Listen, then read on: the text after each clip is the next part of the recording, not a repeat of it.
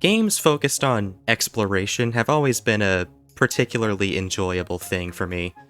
I love getting to see interesting spaces, especially those that are packed to the brim with stuff to see and do.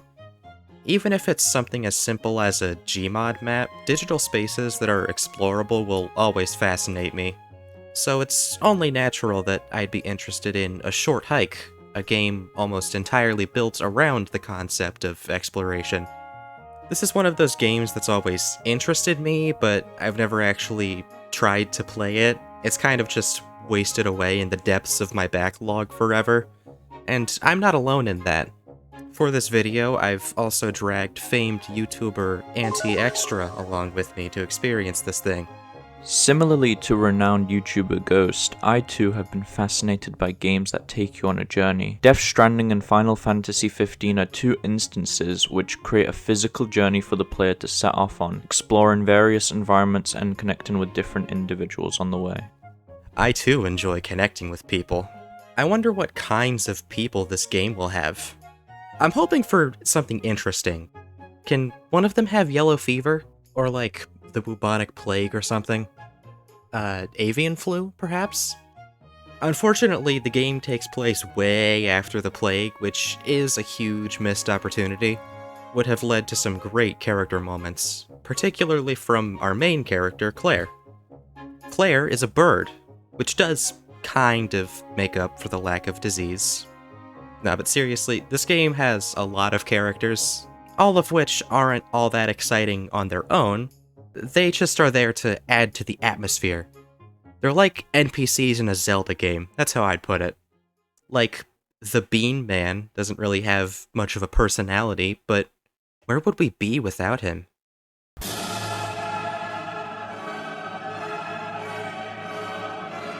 Yeah, exactly. A stock photo. A Short Hike is like a world full of bean men. Pointless on their own, but they're small pieces of a much bigger world. They're here to push along the story. Anyways, the raccoon living in my basement hasn't said anything in a while, so I'll let him speak up. I am so grateful for having such an accommodating master. The story of A Short Hike is not exactly a George R. R. Martin epic. It's a pretty basic tale of a little birdie called Claire, who is the average 15-year-old TikToker. She doesn't have signal on the island she's staying on with her aunt and is not happy about it. The goal is to reach the top of the mountain where there's a 5G tower that'll grant Claire the ability to watch Addison Rae dancing. Personally, I'm not sure if it's worth going all the way up the mountain to do that, but hey, I didn't write the story. A Short Hike is an engaging platformer, easy to pick up and learn, as there isn't a ton of controls to it. In my opinion, things like this make the game great. It's not trying to be deep layered or difficult. It values the player's time and patience, which is clear as I completed the game within an hour. Although there is quite a bit of optional content the player can participate in. As the player progresses with their journey to the 5G tower, they get provided with new tools that adjust the gameplay and creates the sense of a challenge. The mountain is a hard trek, and Claire requires various tools to complete the journey, such as golden feathers which allow you to glide in the air for longer. The feathers also grant the ability to climb up steeper sections of the map for some reason. Did you miss the part where they explained that Claire's limbs are coated in an adhesive material? That's literally a spoiler. I don't think that should be in the review. Ah shit, sorry. I'll use a spoiler tag next time. Did you miss the part where... The game also includes fishing, which is cool because that's how birds catch their meals in real life. Let's get back on the topic of exploration, since it's still one of the most important aspects of the game. It takes place on an island with a somewhat complex layout. Kind of place where you can feel lost, but not too lost, you know? Golden feathers are going to be the main way you unlock new areas, for lack of a better word. You don't really unlock them, so to speak, you more so just gain the ability to go there. I guess that's what unlocking is. All around the map are these spots that you'll need a specific amount of feathers to climb. Then you get to the top and see a bunch of new places to explore.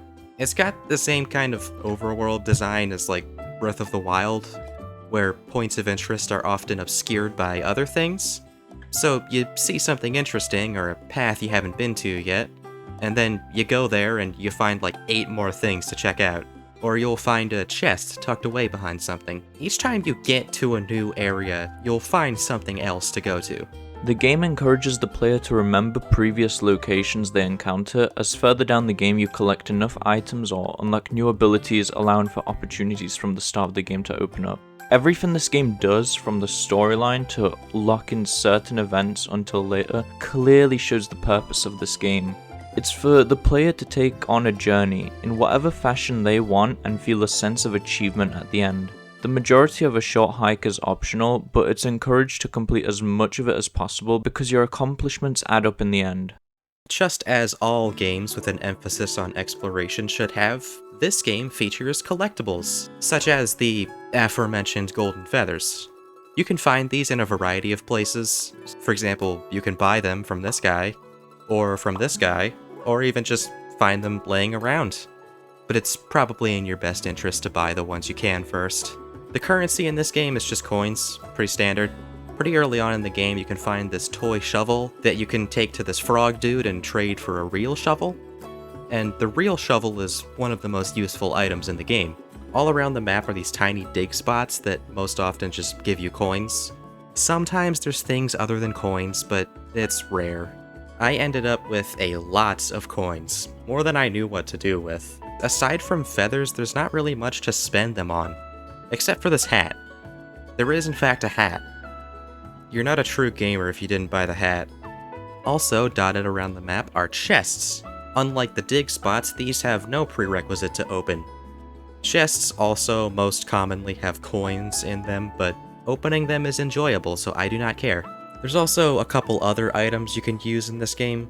Aside from the shovel, there's also a pickaxe, which can be used to open up these caves that act as shortcuts. There's also running shoes that you get for doing this side quest with this running person.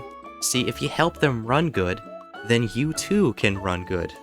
It's just science. Speed is a transferable material. This is one of many notable character interactions you'll have. A fair amount of characters either have something for you to do, or at least have something interesting to say. So there's not just the runners, but also this painter who keeps changing locations each time you talk to them. And there's the climbing people who explain how the climbing mechanic works, and get real upset when you climb wrong. Another thing that was mentioned earlier is fishing, which you can do at pretty much any water source. It's the kind of fishing where you gotta throw it in the water anywhere and just wait for something to latch on. Which does kind of just describe fishing as a concept, but you get what I mean. It's pretty good. I like this fishing. Good fishing. Good fish. Oh, and there's also beach stick ball, which is like volleyball, but with a stick. Sorry, a beach stick. Clear difference. Easy mistake. Of course. Kinda difficult, actually. It requires much more speed and reflexes than I possess. My time playing WarioWare did not pay off as much as I thought it would. There's plenty of other objectives to tackle, but I don't have as much to say about them. There's foot races, lost items, food you can only buy and eat at exactly 5 PM. Some of these things give you rewards, like golden feathers, but a lot of them just reward you with an achievement.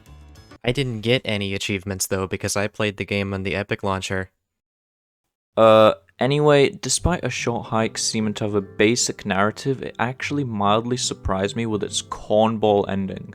The ending reveals that our beloved bird protagonist Claire hiked up the mountain to call her mother, who is diseased. The ending is unexpected and enigmatic, not offering much answers. The vagueness of this ending means that the player could potentially fill in the gaps with issues from their own personal life. This game is about overcoming a challenge, which is the mountain. G.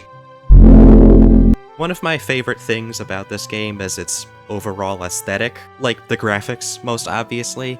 The visuals here remind me a lot of how DS games look, which, if you've seen my Wild World video, then you'd know that's something I quite enjoy. It's all very simple shapes, solid colors, all that, but with a low-res filter over everything.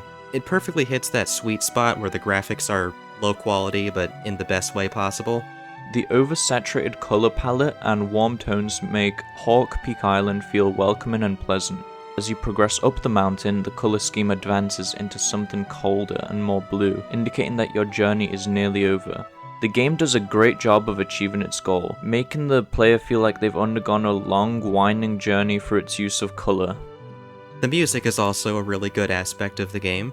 I know I've made like a million comparisons to other things so far, but the OST here reminds me a lot of like GameCube and Wii era Nintendo stuff. The game as a whole gives off the same vibe as the opening of a Zelda game. The gameplay, visuals, sound design, it all reminds me heavily of places like Outset Island and Kokiri Forest, which is something that resonated with me a lot because I love those places. As for myself, the music in A Short Hike reminds me of something from legendary music composers such as Crazy Frog and Skrillex. That resonates with me. A Short Hike also has adaptive music. Just like how the colors darken on the way up the mountain, the music also changes to become more fitting for the environment.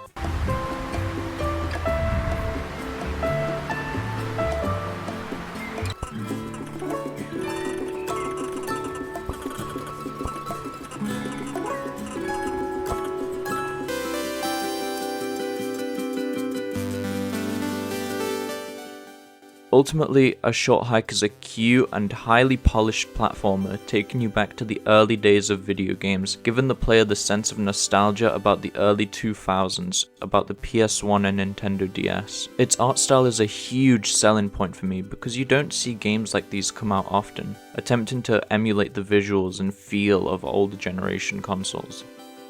A Short Hike is a real good game. There's not much to it, but it's not trying to be anything more than that. It's a simple, relaxing game, the perfect thing to waste an afternoon on. It's well designed on pretty much all fronts, the graphics are pleasing, the world design is well thought out and fun to explore, and the controls are super smooth and feel good to use.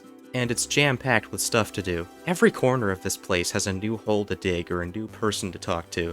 It's still pretty short, even despite this. You can see all that it has to see in just a few hours. But if you're looking for a short, fulfilling experience, this definitely would scratch that itch. And it's also pretty cheap, only $8 on Steam. So really, you have no excuse not to be playing it right now. Unless you are suffering from lethal yellow fever, I guess you can be excused then. Now, before we end this video, I'm gonna pass the spotlight to the other guest trapped within my home. Leonard, what are your thoughts on this game? Hello, this is November 29th, and I'm Leonard. And today I'm reviewing A Short Hike. Gameplay. It's good. Art style. It's good too. A Short Hike. A buy. See you next time. On his head, you're about to get shot.